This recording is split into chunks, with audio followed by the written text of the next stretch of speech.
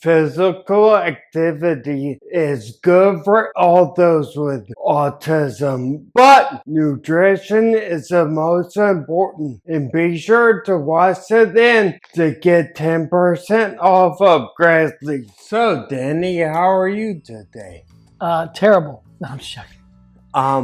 We're going to talk about autism. Now, we have exercises all through our channel that will help autism. But really quick, we just want to touch on a couple simple exercises like push-ups, bear crawls, animal walks, swinging, things like that. Different poses like they do in yoga or Tai Chi or you name. Some bounding things, some ballistic things like trampoline jumps or jumping on your feet like you do when you're doing jump rope. Those types of things. Those are all important, but I'd say the main thing, because autism's not like most neurological conditions. You know, the prevailing research now is they've always had this idea, they think about it, they think it is, they don't know. But a lot of the prevailing research is saying that more often than not, it's literally caused by vaccine. It's vaccine injury. Well, you know, you had those people like, what the science? Yeah, of course. But the science is geared towards to make it look good because that's how they make money. Yeah, that's they're gonna say whatever the prevailing narrative is so they can keep getting grant money and whatever else, and whoever else they may or may not get paid by. But if most of the vaccine injuries, most of the people with autism are vaccine injured, they're giving these vaccines to newborns. It's insane. Like, why would a newborn need a vaccine for a sexually transmitted disease? It's insane. They wouldn't have to worry about that for at least 18 years. At least you would think, right? But if most of these people with autism, if not all of them, are brought on by vaccines, then there's not a lot of direct physical exercises that are going to cure that. They might make them able to function better or feel better in their day-to-day lives, but it's not really going to address the underlying problem, because the vaccines have given them some type of neurological or possibly psychological damage. So basically, these people aren't acting normally. And the best thing you can do then, logically, would be the diet. To give them diet is huge. Try to give them the best possible diet so their brain and their nervous system can function normally. Because I hate to say it this way, but I would bet that people getting damages from the vaccines, from the different vaccines they're taking, especially when there's a whole schedule, up to 72 vaccines when you're young, that's insane. But all these different vaccines, and then couple that with a trashy diet. You got some parents that don't even breastfeed the kids, so they don't get the mom's natural immunity. They're getting formula with high fructose corn syrup, and it's just garbage. So if they're getting vaccines and they're getting poor nutrition, that's a 1-2 punch for their brain and nervous system not to form naturally, normally. Yeah, especially seed oils. It's really bad for the brain. And seed oils are your vegetable oils, your canola oils. Oh yeah. Here's a good way to think about it. Easy way to think about it. Any oil that's liquid at room temperature, you don't want. Yeah. You want a saturated fat, a solid, like tallow or butter. If you could find it, which is really hard to find, there's a bunch of people that sell it. But really good, really pure avocado oil, but that's really hard to get in the United States. Yeah. But if you can find some, that's good. Another saturated fat that's solid at room temperature would be coconut oil. And you can use that. That has a lot of good properties to it. But the main ones would be beef fat, tallow, pork fat, Not Crisco, because that's fake. Yeah, it's a type of vegetable Cottonseed oil. or something, some crap like that. But pork fat, beef fat, duck fat is good. Butter, ghee, which is clarified butter. Those things, that's what you'd want the child to be eating.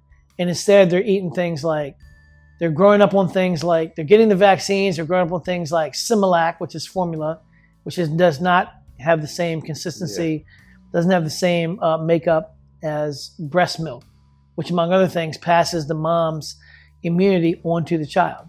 That's how their immune system gets strengthened. And you'd want things like, they're eating things like that.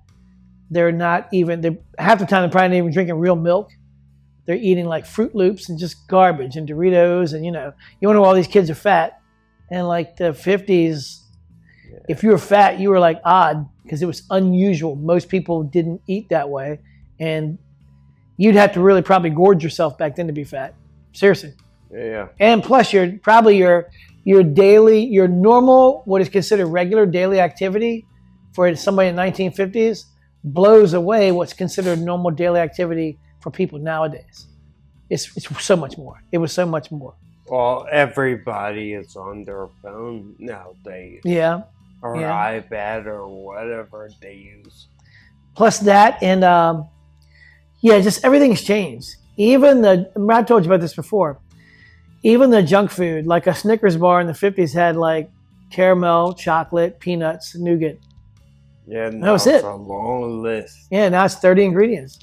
It's just insane, because people back then, I'm not saying to smoke. Smoking cigarettes is filled with carcinogens, and over enough years, decades, you will give yourself cancer.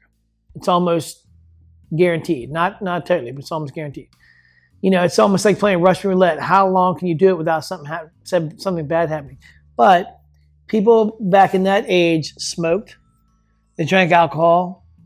They ate fast food in the 50s. Not all the time, but mainly they ate at home. They, for the most part, didn't use seed oils. For the most part, they used butter and beef fat, tallow. And a lot of them smoked and drank regularly.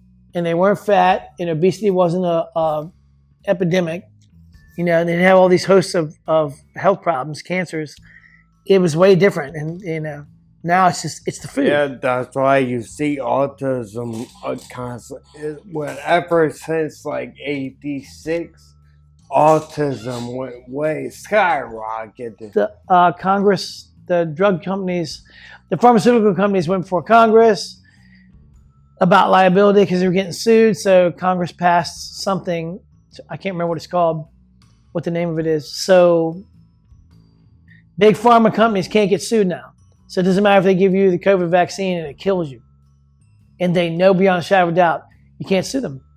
Yeah. There's nothing you can do. But when that year when that changed, I think it was 1986, as you said, when that changed, the schedule went from, I don't know how many it was, 3 or 5 shots to like 72. Yeah, I think I had 5. But when you concurrently, when you look along the same time period, the incidences of autism or ADD, ADHD, or all that other crap, which are just BS labels to pump you full of medicine for a lifetime, the incidences of all those things skyrocketed in proportion to them taking away the liability from the drug companies. As soon as they started getting all those vaccines, all those things started going up concurrently. Yeah, it was insane. So to help autism, you would say the number one most important thing is the diet, correct? It's a diet, and ideally a carnivore diet. We're eating all animal products, all meats, no carbohydrates, no vegetables, no fruits, none of that crap. Certainly no grains, oatmeal, no. Well, oatmeal, people think it's healthy. It's not. Yeah. Well, even back in the day, I say back in the day, I usually hate that phrase. A long, long time ago, when people had strawberries or oranges or something, it was usually seasonal, so you didn't have access to it all year long, and it was considered like part of a dessert. You didn't eat that all the time. Now people think well, it's natural, it's healthy, but if you're eating those fruits every day all the time, no wonder you're blood sugar's up, and Yeah. way back when it was like it was a treat. You had it every now and then. It was nature's treat, Now you can, you could make cakes and stuff back then, but it was a process. So you had to bake them yourself. So it wasn't like today where like you can just stop at Wawa or 7-Eleven and get yourself like a coffee roll or a honey bun or some donut. You can do it every day, all the time. It's so accessible, so easily accessible. Whereas back then, somebody had to bake the cake or bake the donuts. So it wasn't as easily accessible. And people just didn't eat it as much. They just didn't. Wow. And they were healthier. People also raised their own livestock, had their own farms. Yeah, if you had 5 acres, you had some animals and maybe some crops on it. You were self-sufficient. Completely different. But this is why we advocate for the carnivore diet, because it would definitely will help any neurological condition, any autoimmune condition out there. What am I missing? Nothing. You're right. What are you thinking? No, I'm just making sure I'm not missing something. No, I think you're right on that. Yeah. Yeah. And this is why every once in a while you'll get a little hungry, but you don't want a full meal. This is why it's good to have snacks around. And we go with Gracie because it only has 2 ingredients, which is basically salt and beef. Yeah, or the organs, whatever the organs are. Well, most people don't like organs. True, but these being, I was going to say desiccated. That might be the wrong word. They're not bad at all. They're not bad at all. They're not yucky. There's not a nasty taste to them, and the brisket is fantastic. So it's very unusual. It's not like a jerky. It's softer. It's like nearly freshly cut meat. Yeah. It is freshly cut meat. And I like it because you don't have to refrigerate it, but you have to eat it fast once it's open. But this is really good stuff. Really good stuff. But again, diet is the most important thing, and especially if anyone in your family has a neurological condition, such as autism or autoimmune condition. My mother has MS. She would benefit from the carnivore diet, but she doesn't want to do it, unfortunately. But there's no convincing her? No. We encourage you, no matter what your age, start now. Yes. Indeed. If you found this video information good, please like, share, subscribe, and ring that bell. And don't forget to continue watching to get your 10% off. A buttery, rich, nutrient-dense slab with just 2 ingredients, beef and salt. It's real meat from real grass-fed cattle the way it was meant to be eaten. Our beef brisket is sourced from US-based ranchers and slow cooked until it is tender to preserve every nutrient that red meat offers.